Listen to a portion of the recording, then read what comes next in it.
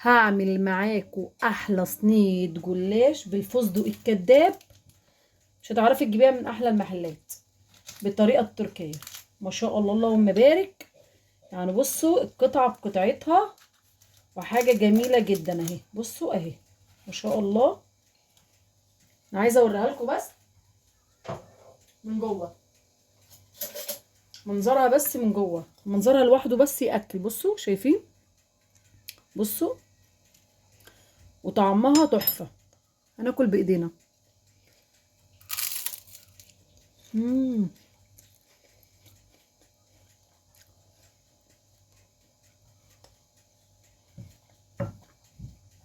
مقرمشه وجميله. ده الشغل بتاع التراكوة اللي احنا بنفتكر حاطين فستق.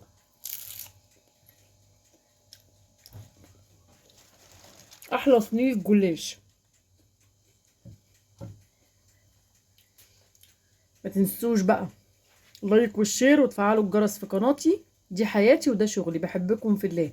يلا بينا نسمي الله ونصلي على الرسول ونوريكم الجلاش معانا بيتعمل ازاي.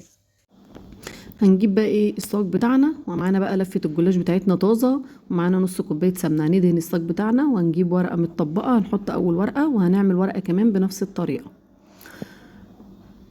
وهندهن بقى برضو ما بين كل ورقتين سمنه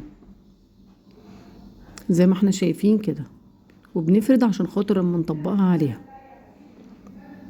هنحط 6 ورقات من تحت. هنحط بقى في اللحظة ديت الفستق بتاعنا، هنحطه كله والباقي شلناه في الفريزر لما نعمل مرة تانية بالشكل اللي احنا شايفينه ده كده. هنفرده كويس. هنجيب بقى ورقة جلاش هنحطها من فوق وندخلهم كده ونطبقهم من الجناب. هندهنهم دهنة من السمنة ما شاء الله اللهم بارك. هندهن كمان دهنة من السمنة فوق الورق الباقي بالشكل اللي احنا شايفينه دوت كده. ادي اخر ورقة معانا. هنطبق بقى من الجناب عشان اللفة تكون مظبوطة معانا. هنشغل الفرن على درجة حرارة 180 الرف التحتاني. وهندهن بقى لفة الجلاش بقى من فوق. نكون مسخنين الفرن يعني. وهنقطعها بالشكل ده كده. هنقطع بقى على طول.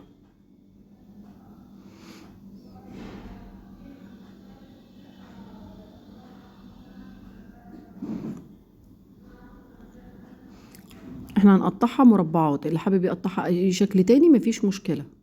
بعد ما قطعناها وخلصناها هندخلها بقى الفرن عشان تستوي معانا. وهنعمل الشربات. معانا 1.5 كوباية من السكر، عليهم 1 كوباية من المية. هنقلبهم كويس لحد ما السكر يدوب. هنرفعه على النار، واول ما يغلي لمدة 5 دقايق هنعصر عليه ليمون. وبعد كده الجلاش بتاعنا لما خلص اهو بسم الله ما شاء الله اللهم بارك. هننزل بقى عليه بالشربات بتاعنا.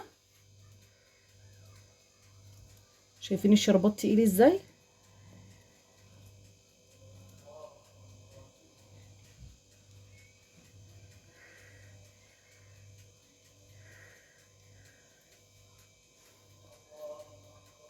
خلصت معانا صينيه الجلاش بالشكل الجميل ده.